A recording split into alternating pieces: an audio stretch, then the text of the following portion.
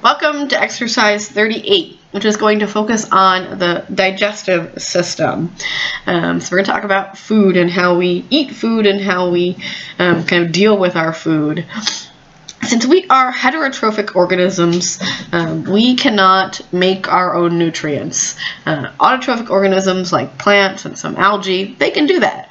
They do photosynthesis and they make their own nutrients. We can't do that. We have to get it from our food. And so that is really the main purpose of the digestive system, to intake the food and then to digest the nutrients in the food, the electrolytes in the food, the water in the food, and drink that we imbibe. And then whatever is kind of not useful, not needed, gets excreted as a waste product. Digestion comes really in two forms. We have kind of the physical digestion, which is kind of the mechanical breakdown, chewing, churning, kind of pummeling it as occurs in the stomach. That's a physical process. We're breaking the food into like smaller pieces, right? If you chew some bread, it's still bread at the end of it. But chemical digestion occurs via hydrolysis using enzymes, and that's actually breaking the bonds between the molecules in our food. And then once we've broken the food down, then we need to either absorb it or excrete it as a waste product. The useful things get absorbed into the blood or into the lymph. The stuff that we can't absorb gets excreted and lost as our feces. The digestive system is generally broken into the gastrointestinal tract, the GI tract, the alimentary canal, take your pick, whatever you want to call it, and then the accessory organs. What carries out all of the digestive processes, all of the work of the digestive system, is the GI tract. The accessory organs, things like the teeth, the salivary glands, your liver, the pancreas, they are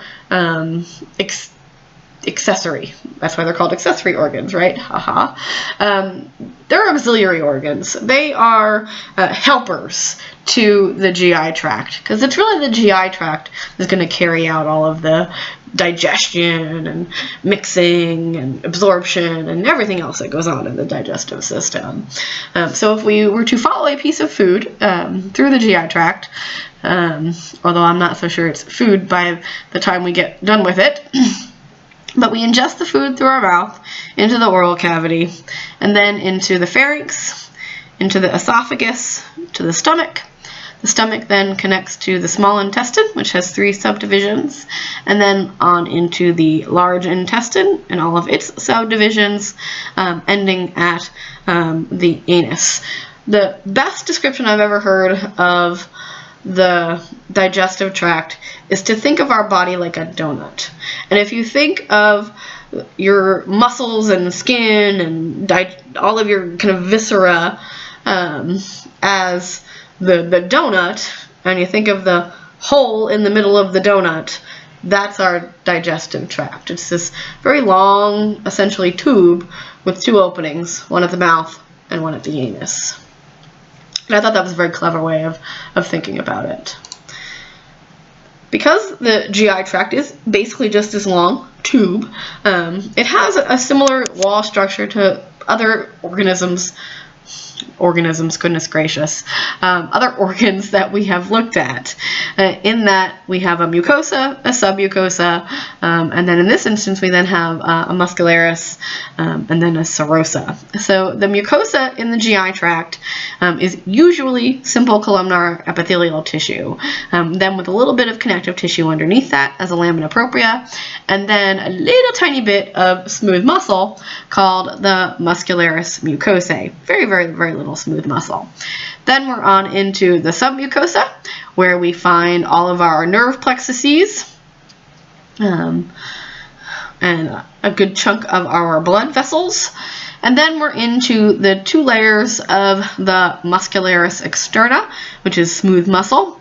There is a circular layer that goes around the whole digestive tract, and then a longitudinal layer that goes the length of the digestive tract.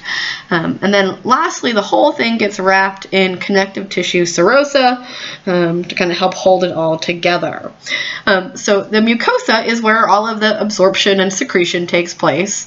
The submucosa is where our nerves and blood vessels are found. We also sometimes have some elastic fibers in the submucosa to help the kind of the organs of the GI tract kind of maintain their shape. The muscularis externa are responsible for what we call peristalsis and segmentation, and then the serosa, again, really is just kind of wrapping around of connective tissue. Now, one of the things that's different about the or parts of the GI tract depends on which part of the GI tract we happen to be talking about.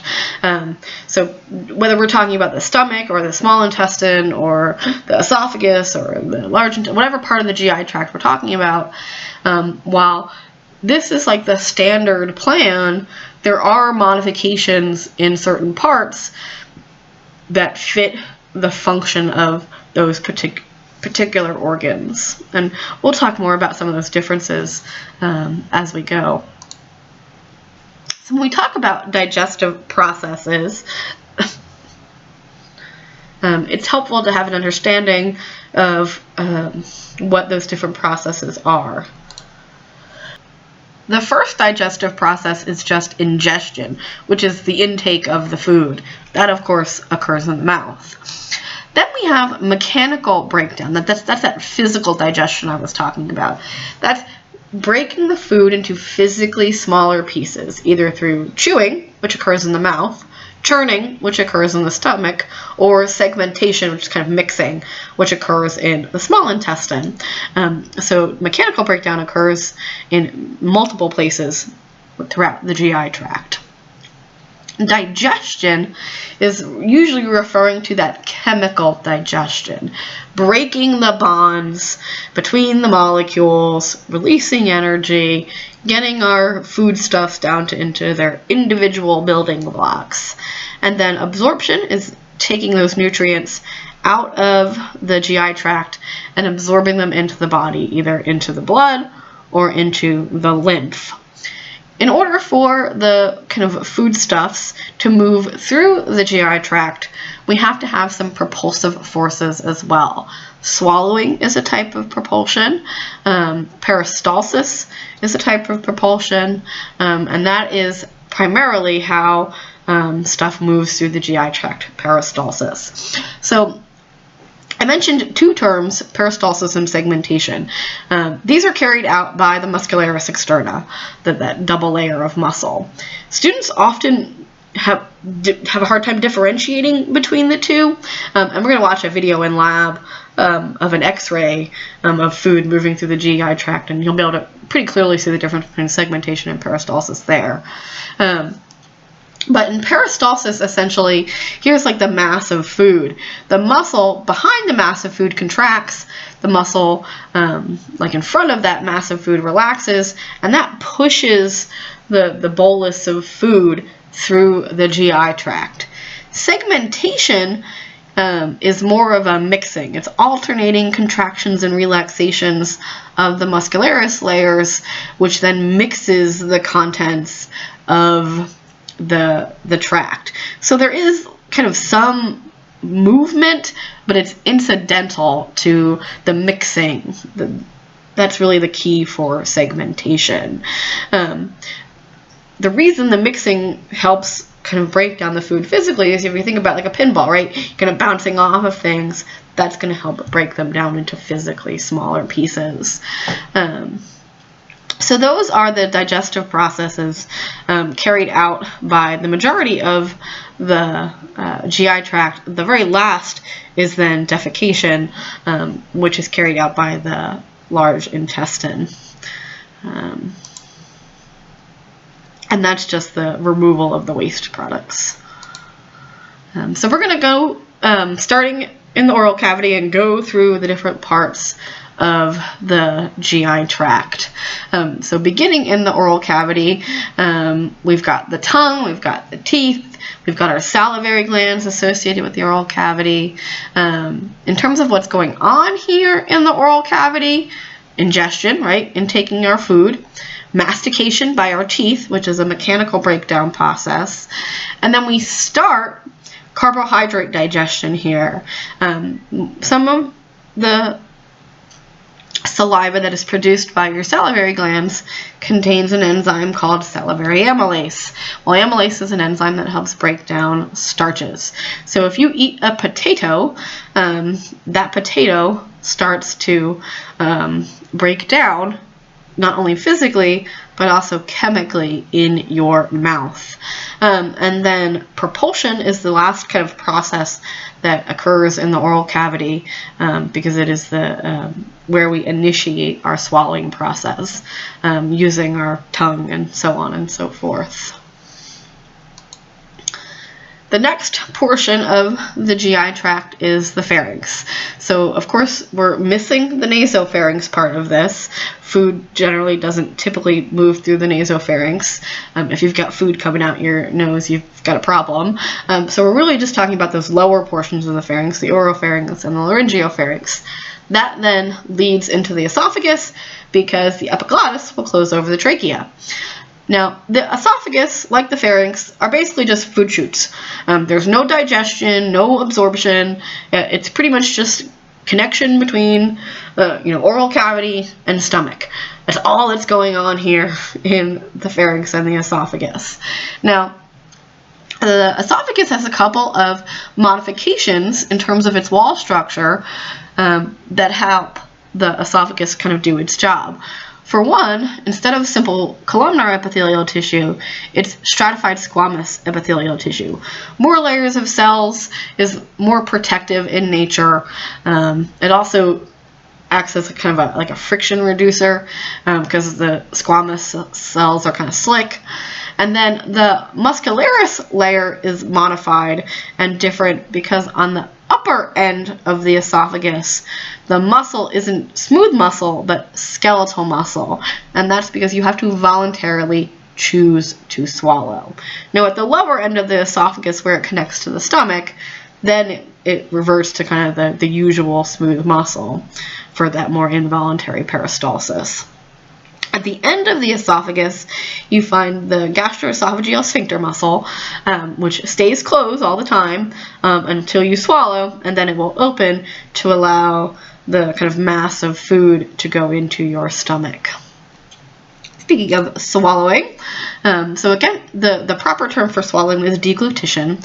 Here you can see the kind of the mass of the food, and when you swallow, it is a voluntary choice. You have to choose to swallow or not swallow, as the case may be. My one niece, whenever my brother used to force her to eat stuff that she didn't want to eat, she would chew it up and then like chipmunk it and like kind of shove it over into her cheek, which of course is completely counterproductive because the longer it stays in your mouth, the longer you're tasting it because your tongue has your taste buds. So she was really just hurting herself. But I guess when you're 4 years old, that doesn't always occur to you.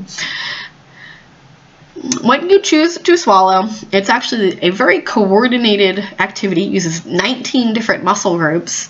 But what will happen is the tongue will kind of push the bolus of food towards the oropharynx. The uvula, the little thing that hangs down your soft palate, comes up and blocks the nasopharynx, which then forces the bolus of food into the laryngopharynx. The epiglottis closes over the larynx and the trachea, and that then forces the food into the esophagus. That sphincter muscle at the end will open, the mass of food will then end up in the stomach. In terms of what our stomach does for us, it acts like a little storage, right? Imagine, Thanksgiving, right? You eat a ton of food, you're feeling a little stuffed. That's because your stomach is a little stuffed. There's also some mechanical breakdown that goes on in the stomach. the kind of bolus of food, the mass of food gets mixed with a bunch of gastric juices and becomes more paste-like. At that point, we're going to call it chyme. The muscularis has an extra layer, an oblique layer, for more mixing and churning and kind of grinding, which further physically breaks down the food. And then some of your stomach juices contain hydrochloric acid, which denatures our proteins, basically unfolds them from their shapes. In terms of chemical digestion, this is where protein digestion starts. The protein that digests protein, or the enzyme that digests proteins in the stomach, is called pepsin, but it's actually secreted in an inactive form. This is actually true of all of our protein digesting enzymes. They are not secreted in an active form. They're inactive until they get into the lumen of the GI tract. Then they'll become activated, or essentially your digestive enzymes would basically digest your body's own proteins. A little bit of absorption occurs in the stomach. Things that are lipid soluble like alcohol and aspirin, they get absorbed by the stomach, but most of the absorption occurs in the small intestine. And then lastly, we have propulsion. So there's a little peristalsis that goes on, and the stomach tends to deliver the chyme into the small intestine in really small little increments. It kind of like spurts into the small intestine. It doesn't like go in there all at once from the stomach all the way into the small intestine. That's why, of course, the stomach kind of acts like a storage container. The only thing, however, that your stomach is absolutely essential for, all of these other things are useful, but other things could do them. But the one thing that your stomach does that nothing else in your body does is it produces this substance called intrinsic factor. And intrinsic factor is necessary for your small intestine to absorb vitamin B12. And vitamin B12 is necessary for the production of red blood cells. And so sometimes what can occur is people who have gastric ulcers, stomach ulcers, they end up with anemia because they don't get enough intrinsic factor, so they don't get enough B12, and they don't have enough red blood cells. So you could literally live without your stomach as long as you got B12 injections, which is just kind of weird to think about. If we look at the stomach, you'll see it has two curvatures. The lesser curvature is the more medial curvature. The greater curvature is the more lateral curvature. The portion of the stomach that connects to the esophagus is the cardiac portion, then on into the fundus here. It kind of sticks up a little bit, and then we're into the body of the stomach, and then the last portion here is the pyloric portion of the stomach, which leads into the first part of the small intestine, and you can see there's a little valve, sphincter muscle, called the pyloric valve here at the end of the stomach. And essentially when your stomach kind of stores the food, right, and then this sphincter muscle will open and like little spurts of the chyme will go into the small intestine. I mentioned the extra oblique layer of smooth muscle for mixing and pummeling and kind of grinding the food. The other kind of neat modification that occurs in the mucosa of the stomach are rugae, which are folds, and the folds are found in the bladder, and they're found here in the stomach. And essentially they allow the stomach to expand to store more food. You'll see that the stomach is simple columnar epithelial tissue, so it kind of goes back to the standard plan. It isn't stratified squamous epithelial tissue like the esophagus is. And in fact, when you look at the gastroesophageal junction, you'll clearly see a difference between the stratified squamous of the esophagus and the simple columnar of the stomach. The stomach does have pits that are formed because of the rugae folds, and in those pits we find all kinds of different cells. We have neck cells here that secrete mucus, which helps protect the stomach lining. Your stomach acids are very, very acidic because they have hydrochloric acid in them. So your stomach mucosa has this really, really thick mucus layer on top of it that's made here by these mucus neck cells. The parietal cells are what secrete the hydrochloric acid. I mentioned hydrochloric acid earlier. Denatures our protein, so it is a physical breakdown. And then these chief cells here secrete the pepsinogen, and the ogen tells us it's an inactive enzyme. When the pepsinogen mixes with the hydrochloric acid, it then becomes this active protein digesting enzyme, pepsin. But all of the protein digesting enzymes always secreted in an inactive form. And then lastly, we have some enteroendocrine cells, which secrete some hormones that help kind of regulate GI activity. From the stomach, we then move into the small intestine. There are 3 portions to the small intestine. The duodenum is the first portion, the jejunum is the middle portion, and the ileum is the last portion. And if you were to take your intestines and actually kind of spread them end to end, they'd be over 20 feet long. So you've got 20 feet of intestines kind of shoved up in your abdomen. The small intestine is the main digestion and absorption organ of the GI tract. All of your chemical digestion of all the different types of foods that you eat, carbs, proteins, lipids, nucleic acids, that all occurs here in the small intestine. And then the small intestine is also the main organ for absorption of the nutrients. And so the small intestine gets modified to increase the amount of surface area and to kind of slow down the progress of the chyme as it moves through so that you get more absorption occurring. So the first modification is actually in the mucosa and submucosa. They're called plicae circulares, so they're folds in the mucosa and the submucosa. Then, on top of that, you get these little finger-like projections called villi, and then the villi themselves get even more tiny finger-like projections called microvilli or brush border. As you move through the 3 parts of the small intestine, the amount of modifications for increasing the surface area decrease. So your duodenum will have more villi than the ileum, but if you see villi, then you know you're in the small intestine. The other thing we find in the small intestine are Peyer's patches.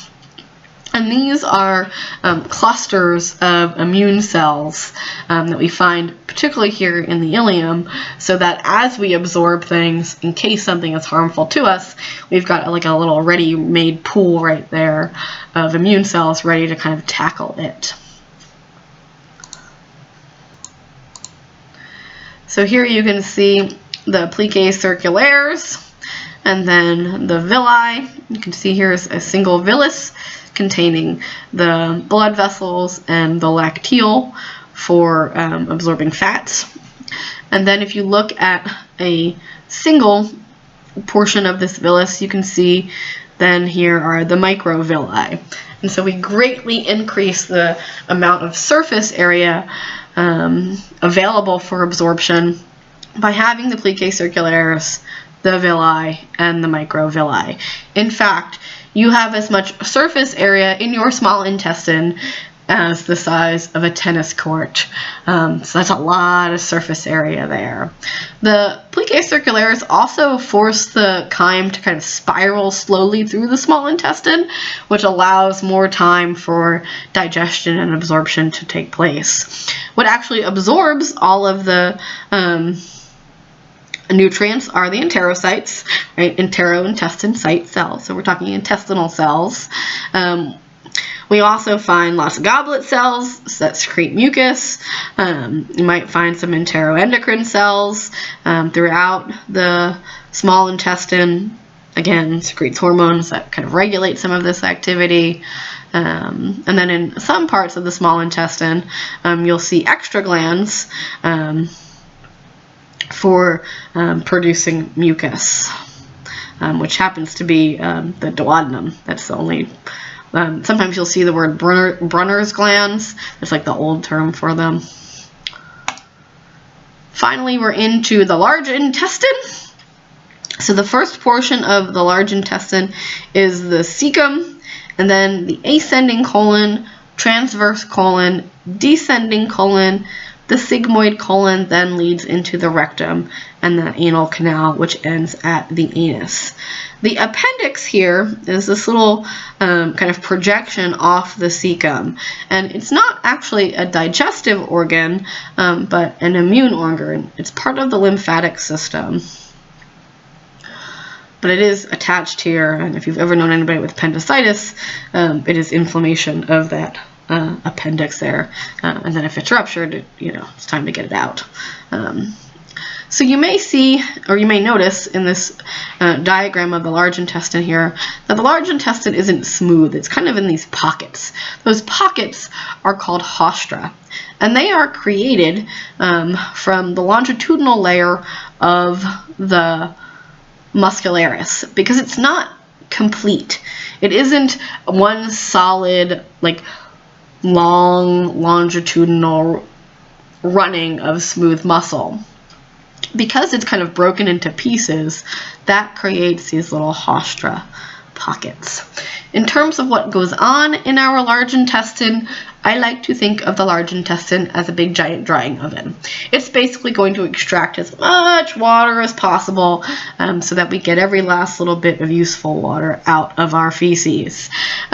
What the large intestine will absorb in terms of useful things besides water is what is made by the bacteria in our gut. Because in our large intestine very often gets colonized by bacteria, which may help break down some things that our body otherwise would not be able to break down. They also tend to produce some vitamins, and so the large intestine, like K, can absorb those as well. But mostly it's just a big giant drying oven. And then the last thing that the large intestine does, of course, is defecation, which is the removal of the waste products, the stuff that our body couldn't process, our body couldn't absorb, so it's not useful, not needed, and we want it to be gotten rid of. When you look at the large intestine, one of the main things that you'll notice, or that seems kind of impossible to miss, is that there are boatloads and boatloads and boatloads of goblet cells, right? Really a lot of mucus in the large intestine because it's absorbing all the water, which is making the feces drier and drier. And to keep the feces moving through the large intestine, we want a nice slick surface. So there's a lot of mucus production in the large intestine so that we keep the feces kind of moving through the tract. If we look at our accessory organs, we'll start with our teeth. You can see you have more teeth as an adult than you do as a kid, right? We lose our little baby teeth, and then we replace them with our more permanent teeth. We have three main types of teeth: incisors, canines, and then premolars and molars. Incisors are these kind of chisel-shaped teeth at the front of your mouth. They're for kind of cutting and shearing our food. Then we're into the sharp canines, kind of the eye teeth, right? They are for kind of tearing at our food. And then the premolars and molars have these four cusps on the top of them, very broad crowns, which is the top of the tooth. And they're for kind of grinding our food. We are omnivorous organisms. We eat both plant-based materials and meat-based materials, and so we have a set of teeth that help us do all of that. Also in the kind of oral cavity, we have the salivary glands. We have three main ones: the parotid gland, which secretes mostly serous fluid, the sublingual gland, which secretes mostly kind of mucin, and then the submandibular gland below the mandible, which is a mixed gland. So mucin is what kind of moistens the food, kind of creates that bolus, that kind of mass of mushy, chewed up food. And then the serous fluid is what actually contains the amylase enzyme, which starts our starch breakdown. So you can see here are the mucus producing cells. You can see here are the serous producing cells. Very often they're these little moon-shaped cells, half moon shaped, so they call them demi-lunes, and you can see there the duct that will take it to the mouth. One of the neat things about our saliva is it actually contains antimicrobial proteins. So if you've ever had a cut and taken a little of your saliva and washed your cut with your saliva, that's actually a not unhelpful thing to do, because your saliva has antibacterial properties, which is kind of cool. If we look in the abdomen in terms of accessory organs, we've got the largest gland in the body, the liver. We actually have a 4-lobed liver, and then the gallbladder kind of underneath it, and then the pancreas behind the stomach. So in terms of what the liver does for us, it does a lot of things for us. For one, it does a lot of detox, right? It can kind of detoxify things that might be harmful for us. It also stores our glycogen so that we have kind of long-term sugar storage. It secretes a substance called bile, which we need to break down our fats. And then it also processes all of the products of digestion, right? All of your digestive viscera, they drain from out their individual, hepatic vein, gastric vein, etc., right into the hepatic portal vein, which takes them to the liver. And so all those nutrients get processed in the liver. The gallbladder has one job. It stores bile. Doesn't make it, but it does store it. You can live without it. My mom has had hers removed. And then the pancreas, it is, remember, part of the endocrine system, secreting hormones that regulate our blood sugar. But in terms of its use for the digestive system, we're talking about all of our digestive enzymes are made here. And they end up then through the little duct into the small intestine. In terms of how the bile gets out of the liver, you can see it's the common hepatic duct here, and then branching off of that is the cystic duct, which takes the bile to the gallbladder, and then after that the common hepatic duct is known as the bile duct, which will take it to the small intestine and the duodenum. If we look at the liver in more detail, you'll see that the lobes of the liver themselves are actually made up of all of these hexagonal shaped lobules. And in the center of each lobule is a central vein. And then at the corners of the hexagon are these things known as the portal triad. And in the portal triad, we have both a little bile ductule, a portal venule, and a portal arteriole. So the arteriole is bringing oxygen-rich blood from the hepatic artery. The venule is bringing the kind of blood from the digestive system, and all of that blood flows through the liver capillaries towards the central vein. The liver capillaries are of a very specific type. They're called sinusoids. They're very, very, very permeable. From there, the blood flows through that central vein into several interlobular veins, and then eventually to the hepatic vein to drain the whole liver. The hepatocytes themselves, where all the detox occurs, the storage, the nutrient processing, and the formation of the bile, are laid out in these kind of plates between the sinusoids. And then when the bile is made, it travels through what we call canaliculi to the little ductule in the portal triad.